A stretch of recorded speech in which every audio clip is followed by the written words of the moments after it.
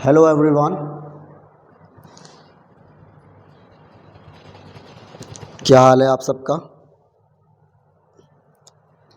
बेटा आज मैं ऑर्गेनिक 12th क्लास की ऑर्गेनिक का चैप्टर नंबर 1 स्टार्ट करने वाला हूँ। ठीक है, इससे पहले मैंने सॉल्यूशन की कुछ वीडियोस अपलोड की थी, तो सॉल्यूशन चैप्टर मेरा तो कंटिन्यू रहेगा और साथ में मैं ऑर्गेनिक केमिस्ट्री को भी लेकर के चलूँगा। ठीक है ना, मतलब हम दोनों को रेगुलर बेसिस पर स्टार्ट रखेंगे, ऑर्गेनिक को भी और फिज़िकल केमिस्ट्री को भी। ठीक है, ऑर्गेनिक को मैं इसलिए स्टार्ट कर रहा हूँ क्योंकि बेटा ऑर्गेनिक का जो सिलेबस होता है वो बहुत ज़्यादा लेंथी सिलेबस है और सिलेबस काफ़ी टाइम तक वो कवर भी नहीं हो पाता है, लास्ट मोमेंट पर आकर के सिलेबस कुछ रह जाता है। इसलिए मैं सिलेबस को थोड़ा सा स्टार्ट कर रहा हूँ ऑर्गेनिक के चैप्टर को भी। और चैप्टर नंबर 1 पर हम डिस्कस करने वाले हैं बेटा। चैप्टर नंबर 1 हमारा है halo alkane and hello arene. ठीक है, हेलो एल्केन और हेलो एरीन चैप्टर में कुछ बातें हमने स्टार्ट में 11th क्लास के अंदर जो चैप्टर है, जो हाइड्रोकार्बन के नाम से चैप्टर है, इस बैच में बैठे हुए जितने भी बच्चे जिसने भी हाइड्रोकार्बन चैप्टर को पढ़ा है और जिसने भी जनरल ऑर्गेनिक केमिस्ट्री जीओसी को पढ़ रखा है, डेफिनेटली उसको तो कोई प्रॉब्लम आने वाली यहाँ पर नहीं है। ठीक है, जो लोग मेरी इस वीडियो को देख रहे हैं, जो भी स्टूडेंट मेरी इस वीडियो को देख रहे हैं या जो भी टीचर मेरी इस वीडियो को देख रहे हैं, halo alkane hello arene chapter को डील करने के लिए मैं उनको रिकमेंड करता हूँ कि सबसे पहले जाइए जीओसी को पढ़ें और हाइड्रोकार्बन चैप्टर को पढ़ें, उसके बाद आप स्टार्ट करें हेलो एल्केन हेलो एरीन को। क्योंकि जीओसी जनरल ऑर्गेनिक केमिस्ट्री के अंदर जितने भी रूल्स रेगुलेशंस हैं ऑर्गेनिक के, वो उसी चैप्टर के अंदर पढ़ाए जाते हैं या फिर पढ़े जाते हैं और वो रूल वहाँ पर पढ़ने के बाद इस चैप्टर में आकर के वो एप्लीकेबल होते हैं। इसलिए मेरा कहना है कि अगर किसी ने हेलो एल्केन हेलो एरीन से पहले जीओसी को ठीक से नहीं पढ़ा है या फिर हाइड्रोकार्बन चैप्टर को नहीं पढ़ा है, तो मैं रिकमेंड करता हूँ उसको कि वो जाकर के पहले जनरल ऑर्गेनिक केमिस्ट्री जीओसी को पढ़े और साथ में वो हाइड्रोकार्बन चैप्टर को ही पढ़े, क्योंकि हाइड्रोकार्बन में कुछ रिएक्शंस हैं जो सीधे उठ करके हेलो एल्केन हेलो एरीन में आने वाली हैं। ठीक है, तो चलिए बिना देरी के स्टार्ट करता हूँ मैं चैप्टर को। मेरा नाम है मोहम्मद वसीम और मेरा एक छोटा सा यूट्यूब चैनल केमिस्ट्री पढ़ो नाम से है। इसको सब्सक्राइब करें, लाइक करें, शेयर करें और कमेंट करें। ठीक है, मैं एक छोटा सा टीचर, मेरा एक छोटा सा चैनल और मैं ये एक मेरी छोटी सी कोशिश है, आपका सपोर्ट बना रहना चाहिए इंशाल्लाह। ठीक है बेटा, चलिए शुरू कर रहे हैं। Halo alkane and hello arene unit number 1।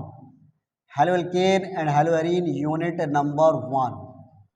Unit number 1 है, यूनिट नंबर 1 आपका रहेगा हेलो एल्केन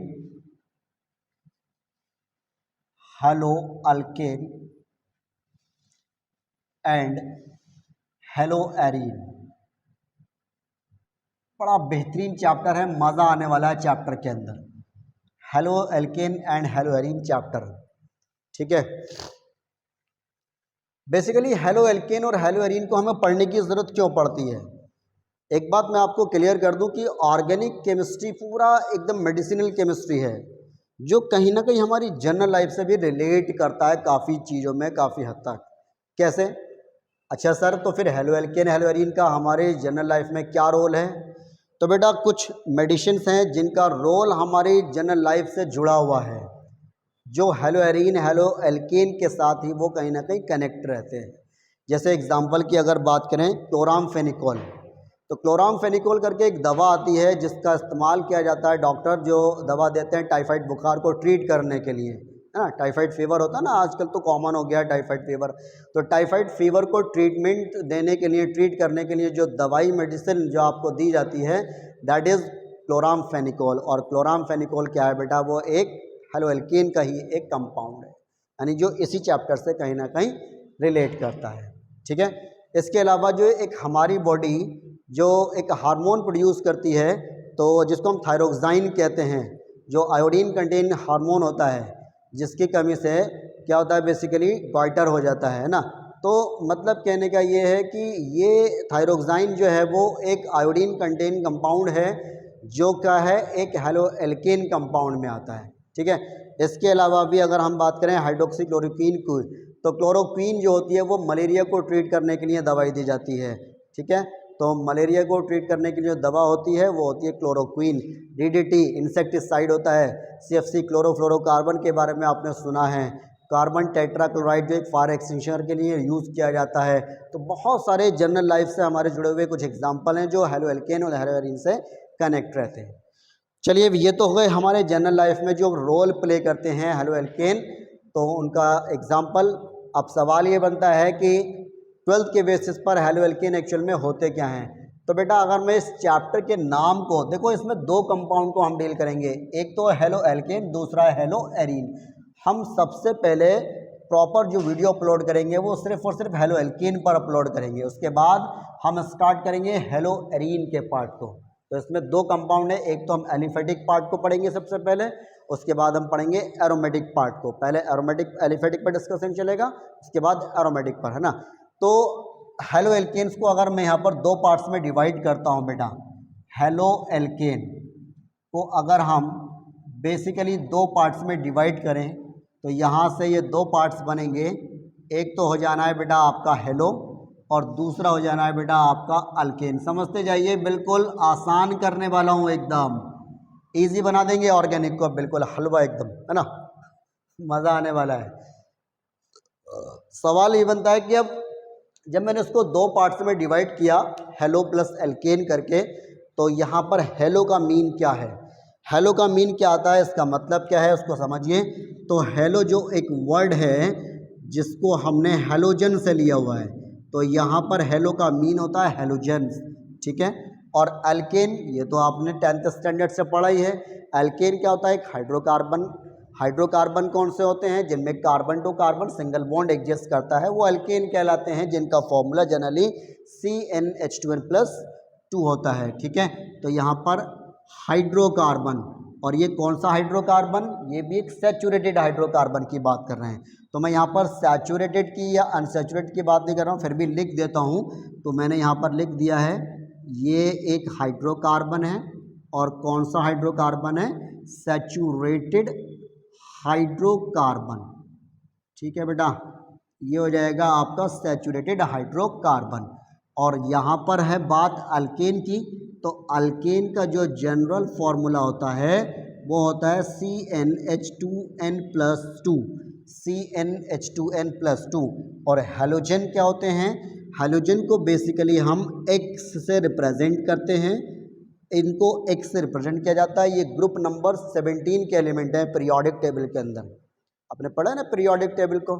तो पीरियोडिक टेबल में जो हेलोजन्स होते हैं वो ग्रुप नंबर 17 के एलिमेंट हैं, जिसमें फ्लोरीन, क्लोरीन, ब्रोमीन, आयोडीन, एसिडीन ये प्रेजेंट होते हैं। एसिडीन बेसिकली एक मेटल है, हम इसमें काउंट नहीं करते हैं, क्योंकि इस ग्रुप के अंदर टॉप टू बॉटम जब हम मूव करते हैं तो टॉप टू बॉटम मूव करने पर बेसिकली होता क्या जाता है, मेटालिक कैरेक्टर इंक्रीज करता जाता है और नॉन मेटालिक कैरेक्टर डिक्रीज करता है। इसलिए एस्टाडीन को हम यहाँ पर काउंट नहीं करते, लेकिन एस्टाडीन ग्रुप नंबर 17 का ही एक एलिमेंट होता है। तो हेलोजन, और हेलोजन का मीन यहाँ पर क्या होता है, तो हेलोजन का मीन हमने यहाँ पर 11th क्लास में पढ़ा है। हेलोजन कौन से होते हैं, हेलोजन वो कंपाउंड, हेलोजन वो एलिमेंट्स कहलाते हैं जो सॉल्ट को प्रोड्यूस करने वाले होते हैं। हेलोजन का मीन होता है सॉल्ट प्रोड्यूस करने वाले, सॉल्ट बनाने वाले। तो बेसिकली ये जितने भी आपके कंपाउंड, जितने भी आपके एलिमेंट्स होंगे वो सब के सब क्या बनते हैं, वो सारे सॉल्ट को बनाते हैं, सॉल्ट प्रोड्यूस करने वाले एलिमेंट्स होते हैं। अब ये कौन कौन से होते हैं, ये होते हैं बेटा आपके X से इनको रिप्रेजेंट किया जाएगा, फ्लोरीन हो जाएगा, क्लोरीन हो जाएगा, ब्रोमीन हो जाएगा, आयोडीन हो जाएगा, फ्लोरीन, क्लोरीन, ब्रोमीन, आयोडीन, ठीक है। एस्टाडीन मैंने बताया उसको हम काउंट नहीं करते हैं। अच्छा, यहाँ पर हम अब देखते हैं सीरीज़ बनाएंगे, एक होमोलोगस सीरीज जिसको कहा जाता है। एल्केन सीरीज के कुछ होमोलोग लगा करके, होमोलोग मतलब है कि यहाँ पर n की वैल्यू को जब आप अप्लाई करते जाएंगे इस फॉर्मूला में तो आपको डिफरेंट नंबर ऑफ होमोलोग्स मिलेंगे, जिसको एक सीरीज में अरेंज करने पर जो सीरीज़ है हमारी वो कहलाती है होमोलोगस सीरीज। तो अगर मैं यहाँ पर n की वैल्यू 1 अप्लाई करता हूँ, यहाँ पर लिख देता हूँ n की वैल्यू अगर हम यहाँ पर 1 अप्लाई करते हैं इस फॉर्मूला के अंदर, तो ये हो जाना है आपका C1H2N2 1 + 2 हो जाना है तो आपको मिलेगा फाइनली ये हो जाएगा आपके पास CH4। CH4 क्या है, एक अल्केन है, और अल्केन का मतलब है यहाँ पर ये फर्स्ट होमोलोगस सीरीज का फर्स्ट मेंबर कहलाएगा। तो ये है आपका मीथेन। ये क्या है बेटा, मीथेन। इसी तरह से अगर मैं N की वैल्यू को यहाँ पर 2 अप्लाई करता हूँ तो आपको मिलेगा C2H6 दैट इज इथेन। और अगर मैं यहाँ पर N की वैल्यू 3 अप्लाई करता हूँ तो N की वैल्यू 3 अप्लाई करने पर आपको मिलेगा C3H8 जिसको कहते हैं बेटा प्रोपेन। क्या कहलाएगा ये, प्रोपेन। N की वैल्यू को अगर हम यहाँ पर 4 अप्लाई करते हैं तो ये हो जाएगा C4H10 जिसको हम क्या कहेंगे बेटा, जिसको कहेंगे ब्यूटेन। ठीक है। और N की वैल्यू को अगर मैं यहाँ पर 5 अप्लाई करता हूँ तो ये हो जाएगा बेटा C5H12 जिसको बेसिकली हम पेंटेन कहेंगे। क्या कहेंगे भाई, पेंटेन। N की वैल्यू को यहाँ पर हम 6 लगाते हैं तो आपको मिल जाएगा C6H14 जिसको बेसिकली हम क्या कहेंगे, हेक्सेन कहेंगे। N की वैल्यू को हम यहाँ पर 7 अप्लाई करते हैं तो C7H16 आपको मिल जाएगा बेटा हेप्टेन। ठीक है। तो यहाँ पर ये हेप्टेन आप 8 अप्लाई करेंगे तो ये ऑक्टेन हो जाएगा, 9 अप्लाई करेंगे तो नॉनेन हो जाएगा, 10 अप्लाई करेंगे तो डकेन हो जाएगा ना। तो इस तरह से एक सीरीज जनरेट होती है जिसको होमोलोगस सीरीज कहा जाता है। तो first member of the series methane, second member of the series ethane, third member of the series propane, fourth member butane, fifth pentane, 6 hexane, 7 heptane, 8 octane, 9 nonane, 10 decane. ठीक है। अब ये हो गए सारे सैचुरेटेड हाइड्रोकार्बन जिनमें carbon to carbon single bond exist कर रहा है, जिनको कॉमनली क्या कहा जाता है, अल्केन कहा जाता है। कॉमनली क्या बोला जाता है, अल्केन कहा जाता है। अब एक इम्पोर्टेंट बात यहाँ पर क्या, कि जब एक अल्केन में से, एक अल्केन से जब हम एक हाइड्रोजन को सब्स्टिट्यूट कर देते हैं, अल्केन में से एक हाइड्रोजन को निकाल देते हैं, तो जब एक अल्केन के अंदर से एक हाइड्रोजन को सब्स्टिट्यूट कर दिया जाता है तो ये बचता है आपका अल्काइल। इसको कहा जाता है अल्काइल ग्रुप। कैसे, सपोज एग्जांपल लिया मैंने CH4 हो गया मीथेन। मीथेन में से अगर मैं एक हाइड्रोजन को सब्स्टिट्यूट कर देता हूँ, एक हाइड्रोजन को निकाल देता हूँ तो ये कितना रह जाएगा, CH3। अब ये जो आपका सैचुरेटेड हाइड्रोकार्बन है इसको मीथेन कहा जाता है। तो मीथेन में से एक हाइड्रोजन निकालने पर ये क्या बन जाएगा, ये कहलाएगा मिथाइल। ठीक है। वैसे ही अगर मान लीजिए C2H6 मेरे पास है और एक हाइड्रोजन यहाँ से हटा दिया हमने, तो यहाँ पर बचता है आपके पास C2H5, यानी इथेन के अंदर से अगर एक हाइड्रोजन हटा दें तो फिर बचता है यहाँ पर C2H5 जिसका नाम पड़ जाता है इथाइल। ठीक है। इसी तरह से अगर C3H8 प्रोपेन से एक हाइड्रोजन को हटा दें तो ये बचता है C3H7। तो प्रोपेन से जब एक हाइड्रोजन को हटा देंगे तो आपको मिल जाएगा बेटा यहाँ पर प्रोपाइल। तो प्रोपेन का कन्वर्जन प्रोपाइल में, इसी तरह से ब्यूटेन का कन्वर्जन ब्यूटाइल में हो जाएगा, इसी तरह से पेंटेन का कन्वर्जन पेंटाइल में, हेक्सेन हेक्साइल में, हेप्टेन हेप्टाइल में हो जाएगा। और one of the most important point क्या, एक होता है आपका बेंजीन जिसका फॉर्मूला होता है बेसिकली C6H6, इसको हम बेंजीन कहते हैं भाई। क्या कहते हैं, बेंजीन। अभी जब हम एरीन पर डिस्कस करेंगे तब आएगा टॉपिक, लेकिन फिलहाल मैं यहाँ पर बता देता हूँ, सब्स्टिट्यूशन ऑफ हाइड्रोजन की बात चल रही है। तो बेंजीन में से जब हम एक हाइड्रोजन को सब्स्टिट्यूट करते हैं तो यहाँ पर ये एक स्पेशल केस है, स्टार लगा दिया मैंने, तो ये हो जा रहा है C6H5। तो बेंजीन में से एक हाइड्रोजन को सब्स्टिट्यूट करने पर ये बचता है बेटा आपका फिनाइल। इसको कहा जाता है phenyl group C6H5। Got it. तो अभी फिलहाल हमने सिर्फ ये देखा है कि जब हम एक हेलो एल्केन को 2 पार्ट्स में डिवाइड करते हैं तो 2 पार्ट्स में डिवाइड करने पर आपको मिलता है हेलो जिसका मीन होता है हेलोजन, दूसरा मिलता है अल्केन जो क्या है एक सैचुरेटेड हाइड्रोकार्बन जिसका जनरल फॉर्मूला होता है CnH2n+2, जिसमें आप n की डिफरेंट वैल्यूज़ अप्लाई करेंगे तो आपको methane, ethane, propane, butane, pentane, hexane, heptane, आपको ये सारे कंपाउंड्स मिलते जाएंगे। फिर उसके बाद जब हमने उसी अल्केन में से हाइड्रोजन को सब्स्टिट्यूट किया तो देखा वो अल्केन किस में कन्वर्ट हो जा रहा है, अल्काइल ग्रुप में कन्वर्ट हो जा रहा है। जैसे CH4 में से एक हाइड्रोजन को सब्स्टिट्यूट किया तो बेटा मीथेन किस में कन्वर्ट हो गया, मिथाइल में। इथेन किस में कन्वर्ट हो गया, इथाइल में। प्रोपेन किस में कन्वर्ट हो गया, प्रोपाइल में। इसी तरह से ब्यूटेन किस में कन्वर्ट हो जाएगा, ब्यूटाइल में। Got it? इसको नोट करिए, फिर उसके बाद आगे बात करते हैं।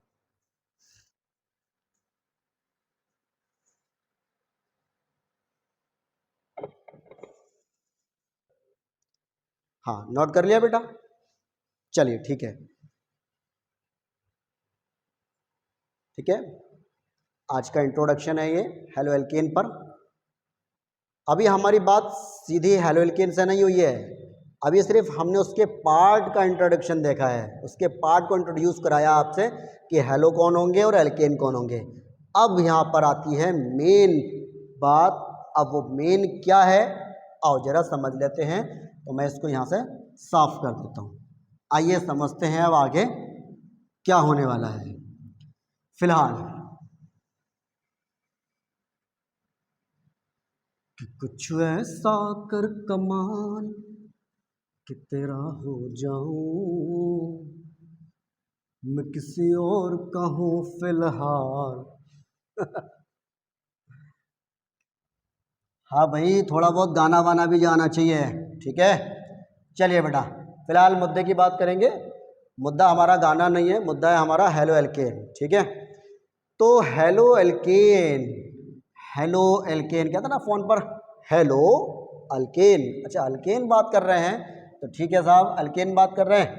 चलिए भाई सुनते हैं हेलो की और अल्केन के क्या क्या बनते हैं। तो बेटा फाइनली हमने यहाँ पर क्या देख लिया, एक एक अल्काइल ग्रुप देख लिया हमने, अल्काइल ग्रुप। और ये alkyl group methyl, ethyl, propyl, ये सारे अल्काइल ग्रुप को कॉमनली हम R से रिप्रेजेंट करते हैं। मज़े की बात है कि हम अल्काइल ग्रुप को किस चीज़ से रिप्रेजेंट करते हैं, R से। और अभी थोड़ी देर पहले मैंने आपको बताया कि हेलोजन को किस चीज़ से रिप्रेजेंट किया जाता है, X से रिप्रेजेंट किया जाता है। Got it? तो बेटा जब एक R और एक X दोनों आपस में कंबाइन करते हैं तो बेटा आपको क्या मिलता है, आपको मिल जाता है RX which is known as a halo alkane. बोलो किसके समझ नहीं आया? बहुत इजी है, हेलो एल्केन, ठीक है ना। तो फिर रिपीट कर देता हूं, ये सारे हाइड्रोजन का सब्स्टिट्यूशन होने के बाद एक अल्केन सीरीज से आपको मिलता है एक अल्काइल ग्रुप जिसको हम R से रिप्रेजेंट करते हैं। और वो R जब कंबाइन कर जाता है हेलोजन के साथ तो मिलता है आपको RX, जिसको कहते हैं हेलो एल्केन। या फिर ये जनरल फॉर्मूला होता है हेलो एल्केन का RX, ये है हेलो एल्केन का जनरल फॉर्मूला। इसी को हम कहते हैं in other words alkyl halide, इसी को हम कहते हैं in other words alkyl halide. अच्छा जैसे RX तो एक जनरल रिप्रेजेंटेशन है, जैसे अल्कोहल को OH से रिप्रेजेंट करते हैं, एल्डिहाइड को CHO से रिप्रेजेंट करते हैं, कार्बोक्सिलिक को COOH से रिप्रेजेंट करते हैं। तो वैसे ही अल्काइल हैलाइड का रिप्रेजेंटेशन बेटा RX होता है। बट अगर हम इस फॉर्म में इसको लिखें, अगर मैं इसको इस फॉर्म में लिखता हूँ, हाइड्रोकार्बन के फॉर्म में अगर लिखता हूँ जनरल फॉर्म में, तो फॉर्मूला क्या हो जाना है, इसका जनरल फॉर्मूला बन कर के आएगा, जनरल फॉर्मूला क्या बन जाएगा हेलो एल्केन का, ये बन जाएगा बेटा CnH2n+1 X करके, ठीक है ना। यानी वहाँ से जो एक जो यहाँ पर 2 था ना, अब 2 में से हमने क्या कर दिया, 1 जोड़ दिया, क्योंकि कार्बन के साथ में बॉन्ड कौन बना चुका है, हेलोजन बना चुका है। पहले बॉन्ड कौन बना रहा था, सारे हाइड्रोजन बना रहा था। अब एक एक्स्ट्रा बॉन्ड हाइड्रोजन को जब हमने सब्स्टिट्यूट यहाँ से कर दिया तो भाई कार्बन की तो वैलेंसी फ्री हो गई ना। कार्बन मैक्सिमम कितने बॉन्ड बनाता है, कार्बन मैक्सिमम 4 बॉन्ड बनाता है। अब अगर यहाँ पर एक एक बॉन्ड फ्री हो गया है सब जगह पर, आप देख रहे हैं ना कि एक एक हाइड्रोजन निकाल दिया गया है, तो जब एक एक हाइड्रोजन को सब्स्टिट्यूट कर दिया गया, निकाल दिया गया, तो कार्बन की बेटा एक वैलेंसी तो फ्री होनी है ना। अब फ्री वैलेंसी को कौन कंप्लीट करेगा, तो फ्री वैलेंसी को कंप्लीट करेगा आकर के एक हेलोजन। तो हमने यहाँ पर जनरल फॉर्मूला लिखा CnH2n+1x करके, जिसको एल्काइल हैलाइड का जनरल रिप्रेजेंटेशन कहा जाता है। इसी में अगर हम नंबर ऑफ n की वैल्यू अप्लाई करते चले जाएं तो वैरायटी ऑफ अल्केन आपको मिलते चले जाएंगे। जैसे एग्जाम्पल यही से एग्जाम्पल लगा रहा हूँ मैं। यहाँ पर अगर मैं n की वैल्यू को 1 अप्लाई करता हूँ तो ये हो जाना है CH3X, ठीक है ना, CH3X हो जाएगा। इसी तरह से C2H5X हो जाएगा, इसी तरह से C3H7X हो जाएगा। अच्छा, जो बल्कि ग्रुप्स आ रहे हैं, जो एक यहाँ पर दिख रहा है ना C3H7 करके, जो आप देख रहे हैं कंडेंस फॉर्म में, तो हम इसको एक्सपेंड करके भी लिख सकते हैं। कैसे? इसको ऐसे भी लिखा जा सकता है CH3। अच्छा, ज़्यादातर लिखने का तरीका यही होगा, इस तरह तो सिर्फ मैं आपको रिप्रेजेंट करके दिखा रहा हूँ, लेकिन हम जनरली जो बल्कि ग्रुप्स आएंगे उनको इस फॉर्म में लिखेंगे, यानी कि कंप्लीट फॉर्म में करके लिखेंगे CH3X करके, प्रोपाइल हैलाइड। इसी तरह से अगर हम 4 कार्बन की सीरीज ले लें तो ये बन जाएगा आपका CH2X ब्यूटाइल हैलाइड। इसी तरह से 5 कार्बन की कोई सीरीज लगा दें, CH3 CH2 CH2 CH2 single bond CH2 single bond X, तो ये 5 कार्बन की एक सीरीज हो गई। ये अलग अलग टाइप्स के आपके हैलाइड्स कहलाते हैं, या इनको कहते हैं बेसिकली हेलो एल्केन। ये सारे कंपाउंड आपके हेलो एल्केन्स कहलाएंगे। जब एक एल्काइल ग्रुप हेलोजन के साथ कंबाइन करता है तो आपको मिलते हैं वैरायटी ऑफ हेलो एल्केन्स, जिसका जनरल फॉर्मूला होता है बेटा CnH2n+1x करके, ठीक है ना। जिसके एग्जांपल हैं methyl halide, ethyl halide, propyl halide, butyl halide और पेंटाइल हैलाइड। Got it? बताओ, किसी का कोई डाउट है भाई? पीछे कुछ पूछना है? आरव, कुछ पूछना है? ठीक है, चलते हैं भाई आगे।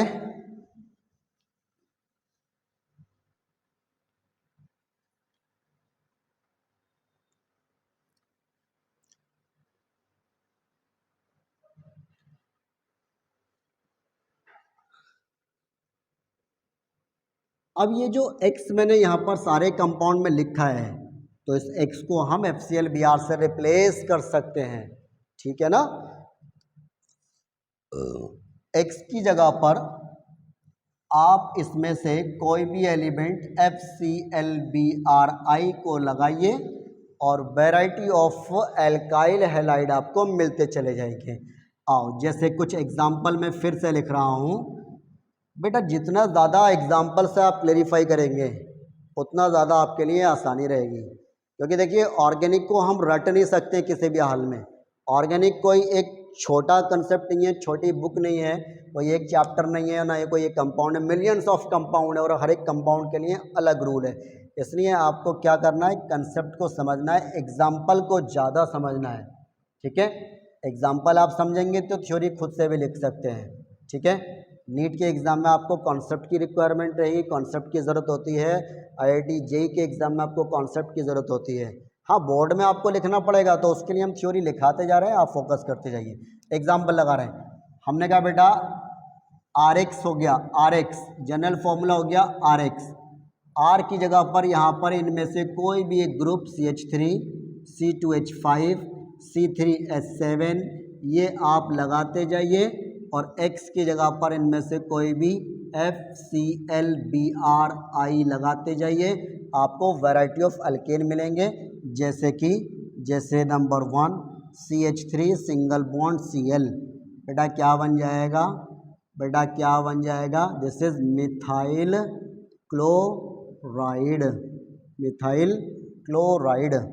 दूसरा एग्जाम्पल है C2H5Cl, बेटा क्या हो जाएगा? अभी नेमिंग हम आगे पढ़ेंगे, अभी तो सिर्फ मैं नेमिंग लिख रहा हूँ ताकि आपको समझ आए, ठीक है। नेमिंग के लिए आप टेंशन मत लीजिए, अभी प्रॉपर नेमिंग पढ़ाने वाला हूँ बेटा, अभी आप उसके लिए इंतज़ार करिए। ये हो जाएगा, इसके बाद हम उधर ही चल रहे हैं, मिथाइल ब्रोमाइड, मिथाइल ब्रोमाइड हो जाएगा। इसी तरह से C2H5Br ethyl bromide, ethyl bromide, ठीक है।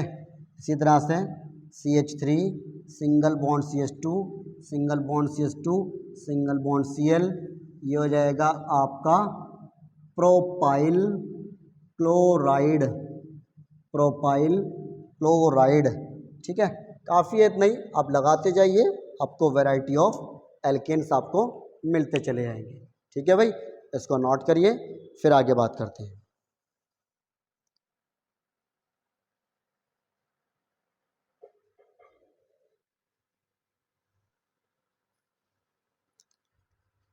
हाँ, नोट कर लिया बेटा। चलिए, ये था हमारा हेलो एल्केन और हेलो एरीन का एक इंट्रोडक्शन। ठीक है, अब हम बात करते हैं हेलो एल्केन्स के टाइप्स की, यानी इसके क्लासिफिकेशन की, कि हेलो एल्केन कितने टाइप से हम क्लासिफाइड कर सकते हैं। तो क्लासिफिकेशन ऑफ हेलो एल्केन, इसको हटा देता हूँ मैं, फिर क्लासिफिकेशन ऑफ हेलो एल्केन की तरफ चलते हैं। भाई, classification of halo alkane, heading लगा करके रखिए, क्लासिफिकेशन ऑफ हेलो एल्केन्स। ठीक है, क्लासिफिकेशन ऑफ हेलो एल्केन्स। चलिए भाई, पॉइंट है हमारा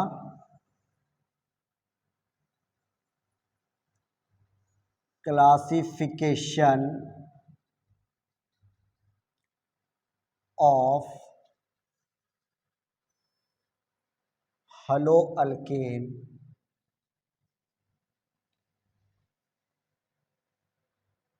on the basis of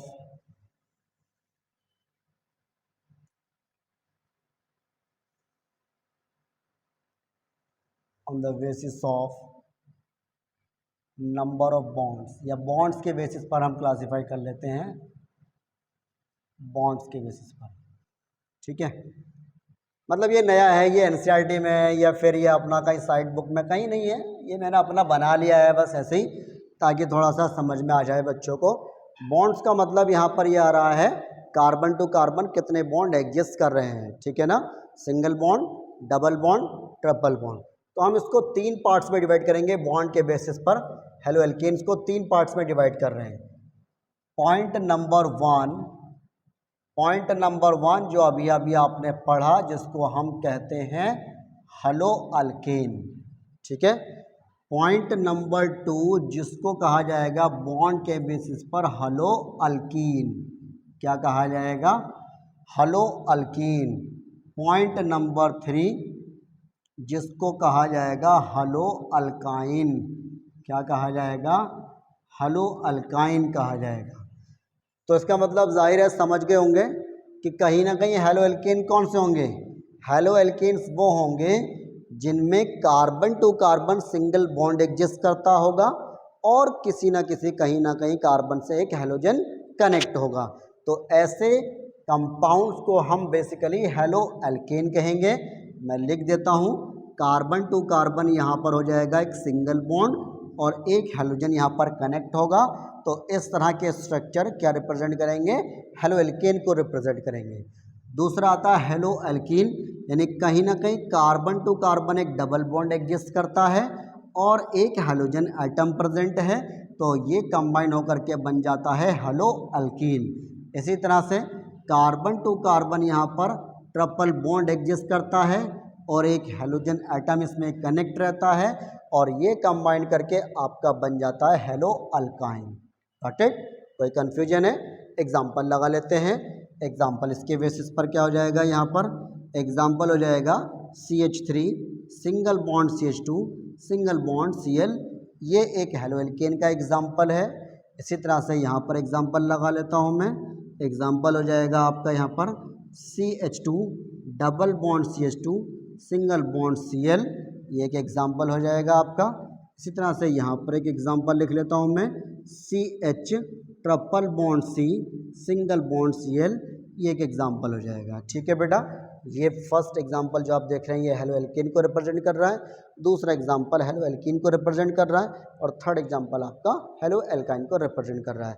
तो ये हुआ classification on the behalf of bond, है ना, बॉन्ड के बेसिस पर क्लासिफिकेशन हो गया। ठीक है, अब आती है classification on the basis of hybridization of carbon atom.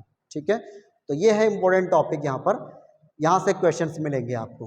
तो चलिए भाई, हेडिंग लिखिएगा, इसको मैं हटा देता हूँ, नोट करें इसको फटाफट से, नोट कर लें।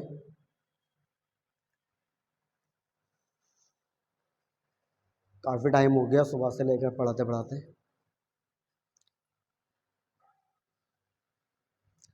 नोट कर लिया?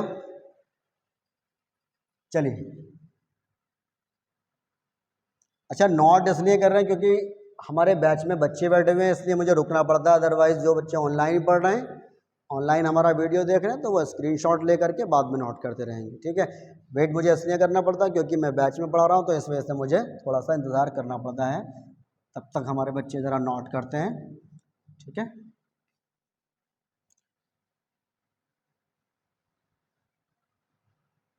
चलिए भाई,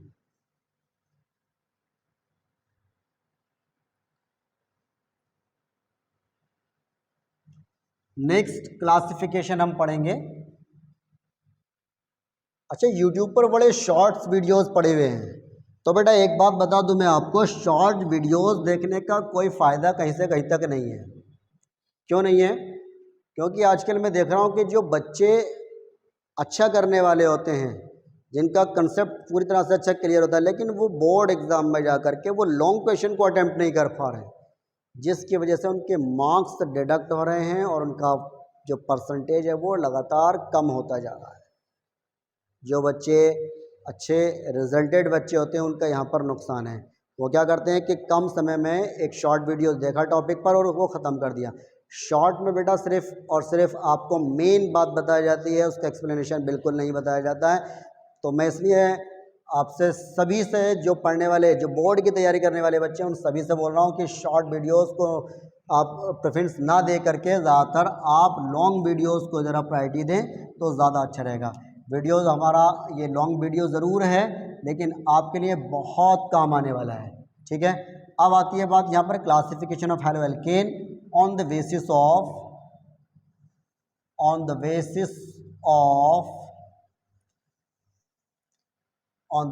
ऑफ हाइब्रिडाइजेशन। चलो पहले हाइब्रिडाइजेशन पर कर लेते हैं, है ना। हाइब्रिडाइजेशन, ठीक है भाई। हाइब्रिडाइजेशन के बेसिस पर हम यहाँ पर अब कैटेगराइज करने जा रहे हैं हैलोएल्केन को। तो हाइब्रिडाइजेशन क्या है भाई, सबने पढ़ा होगा, इंटरमिक्सिंग ऑफ टू और more orbital is known as hybridization. तो यहाँ पर हमने हाइब्रिडाइजेशन को तो डिस्कस नहीं करना है ज़्यादा डीपली, और जिसको नहीं आता है हाइब्रिडाइजेशन तो उसके लिए मैं एक शॉर्ट में यहाँ पर लिख देता हूँ कि how will you identify hybridization of special carbon atom. तो उसके लिए एक नोट रहेगा, यहाँ पर नोट डाल करके लिख लेंगे भाई, इस इम्पोर्टेंट नोट रहेगा। जिसको हाइब्रिडाइजेशन नहीं आता ऑर्गेनिक कंपाउंड का निकालने के लिए, तो आपको ये पता होना चाहिए कि एक कार्बन एटम मैक्सिमम कितने बॉन्ड बनाता है। तो मैक्सिमम 4 बॉन्ड बनाता है, और 4 बॉन्ड में से उसने कितने सिग्मा बॉन्ड बनाए, कितने पाई बॉन्ड बनाए, कितने उसने डबल बॉन्ड बना रखे हैं, ट्रिपल बॉन्ड, ये सब आपको पता होना चाहिए। जैसे एग्जांपल, तो पहले तो मैं ये समझा देता हूँ कि single bond, actually single bond जो होता है, इसी बॉन्ड को in other word sigma bond भी कहा जाता है। क्या कहा जाता है भाई?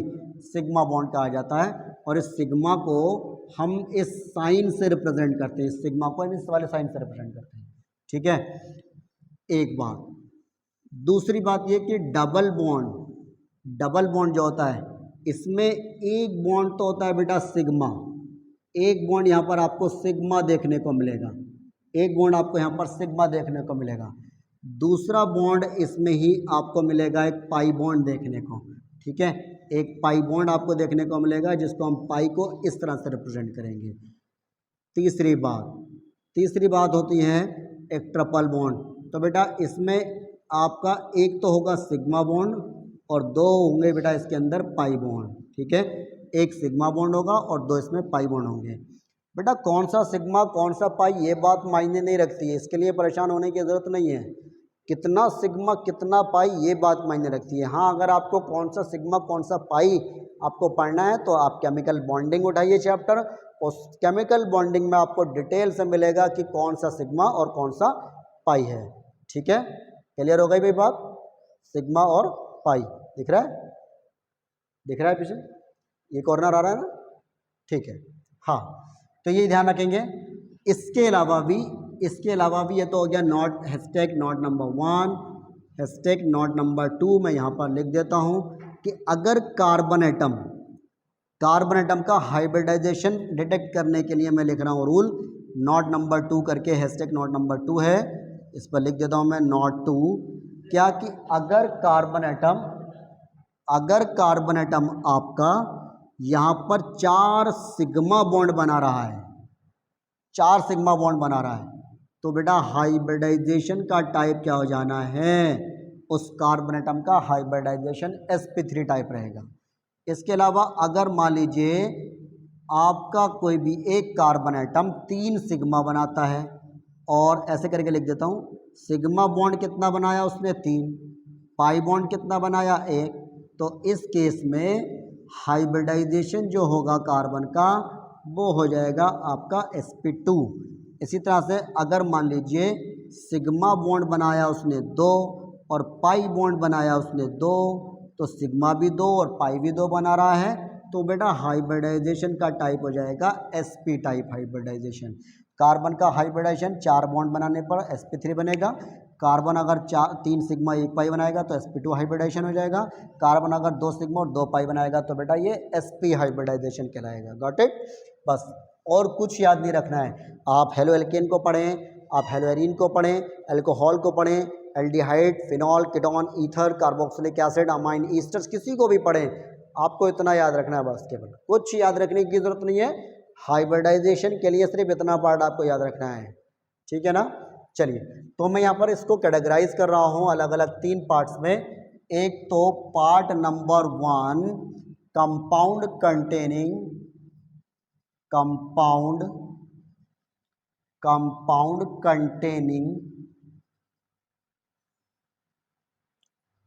containing CsP3x bond, ये हो गया बेटा पहला पॉइंट, ठीक है, यहाँ लिख देता हूँ। फर्स्ट पॉइंट तो ये हो गया। दूसरा पॉइंट क्या हो जाएगा? दूसरा पॉइंट हो जाएगा बेटा कंपाउंड containing CsP2x bond, अभी हम बताएंगे आगे, नोट करते जाइए।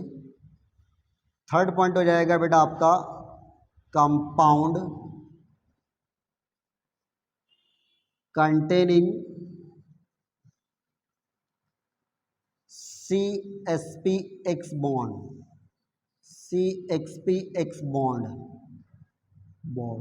It's bond not bond. हाँ, ठीक है।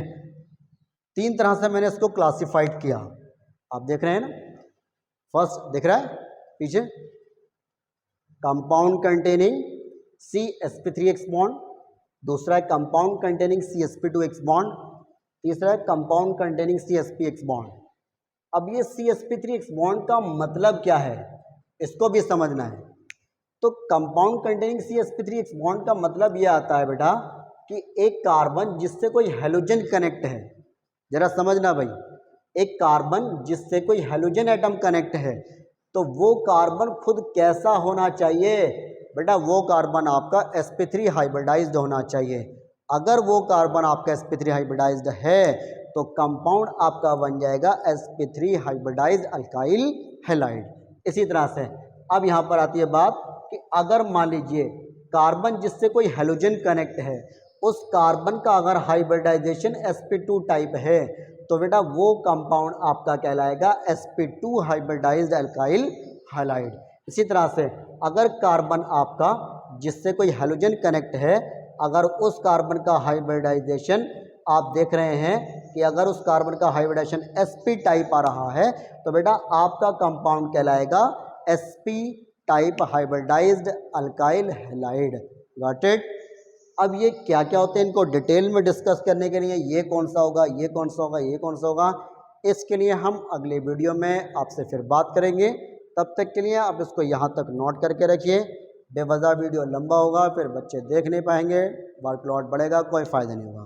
फिलहाल यहाँ तक अगर कोई किसी को कोई क्वेरी है, कोई पूछना है तो जो बच्चे बैच में पढ़ रहे हैं वो अभी भी पूछ सकते हैं, जो बच्चे वीडियोस देख रहे हैं, जो टीचर भी अगर मेरा कोई वीडियोस देख रहा है तो अप्रिशिएशन तो बनता है टीचर्स लोगों से मेरा।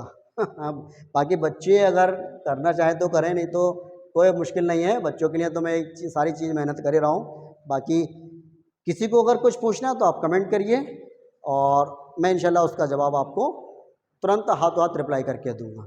ठीक है, तब तक के लिए जय हिंद, नमस्कार।